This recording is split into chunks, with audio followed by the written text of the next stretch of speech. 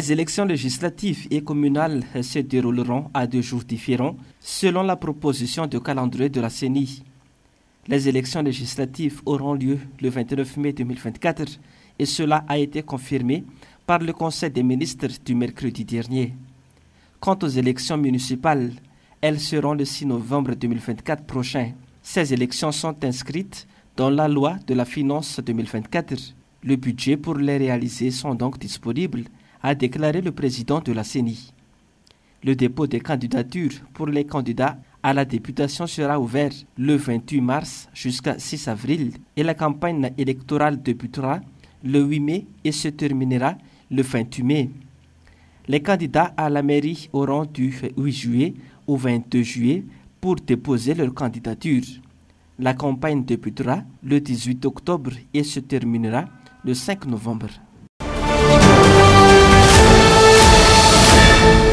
Le gouvernement a retenu la date pour les élections législatives proposées par la Commission électorale nationale indépendante. Cela est fixé pour le 29 mai 2024. Le décret portant convocation des électeurs pour les scrutins a également été adopté lors du Conseil du gouvernement. Le dépôt des candidatures sera donc ouvert le 28 mars jusqu'au 6 avril prochain. La campagne électorale débutera le 8 jusqu'au 28 mai. Le Conseil des ministres a également fixé la caution pour les frais d'impression des bulletins de vote à 20 millions d'ariars par candidat. Cette contribution est payable auprès de la recette générale d'Antananarivo ou auprès des trésoreries générales dans les chefs-lieux de préfecture ou auprès de toute perception principale. Cependant, des entités politiques et potentiels candidats ont déploré la politique malsaine du gouvernement pour pénaliser les futurs candidats en quadruplant le montant de la caution par rapport aux élections de 2018. La rubrique budget pourrait handicaper et écarter ceux et celles qui ne disposent pas des 20 millions d'ariars, alors qu'ils et elles ont des projets de développement répondant aux priorités des contribuables. 78 organisations de la société civile ont sorti une déclaration le 14 février dernier dénonçant ce qu'elles qualifient de voie électorale. Ce communiqué intervient à l'approche des élections communales, municipales et législatives, soulignant l'urgence de la prise de mesures visant à restaurer un climat de confiance propice au dialogue en perspective des prochaines élections. Les organisations de la société civile, signataires du communiqué, tiennent à rappeler la fragilité de l'État, de la démocratie à Madagascar. La dernière élection a été organisée dans les conditions discutables selon eux. Les élections présidentielles de 2023 ont été caractérisées par un manque de fiabilité de la liste électorale et une nécessité de réviser le système d'information autour de l'état civil. Une restriction des libertés civiques et politiques par l'interdiction de manifestation, alors que manifester pacifiquement est prévu dans l'article 19 des Déclarations universelles des droits humains, ratifiée en 1979. L'encadrement des appropriations et de la répression quand les citoyens contestent par les forces de défense et de sécurité.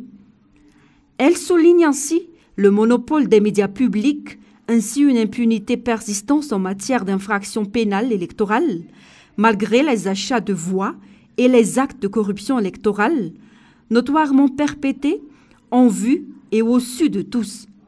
Une élection a été organisée suivant des conditions irrespectueuses des normes démocratiques. Ce viol électoral ne sera certainement pas sans conséquence dans l'accroissement du mécontentement silencieux des citoyens avec des effets imprévisibles. À l'approche des élections communales, municipales et législatives, les organisations de la société civile réitèrent, primo, la révision de la loi organique relative au régime général des élections et des référendums, en particulier les sanctions liées aux mesures de transparence en matière de dépenses électorales. Secondo, la libération de l'espace civique par l'abrogation de l'ordonnance numéro 60-082 1960 relative aux réunions publiques et aux manifestations sur la voie publique en sa version modifiée par l'ordonnance numéro 62-017 du 14 août 1962. Les 78 signataires recommandent la publication d'un calendrier électoral pour les élections régionales dont la désignation des gouverneurs par le pouvoir central a été considérée par la Haute Cour comme étant une mesure provisoire suivant l'article 02 de l'arrêt numéro 17-HC/D3 de la HCC sur le décret numéro 2019-1866 sur les gouverneurs et la libération de l'accès aux médias publics ainsi que la mise en place de la NERCENAM pour constituer une balise au non-respect des principes de pluralité, d'éthique, d'équité et d'équilibre pendant la campagne électorale. Elle appelle en outre à un dialogue inclusif pour apaiser les tensions sociales et politiques et demande au ministère public de prendre ses responsabilités dans le traitement des infractions pénales liées aux élections.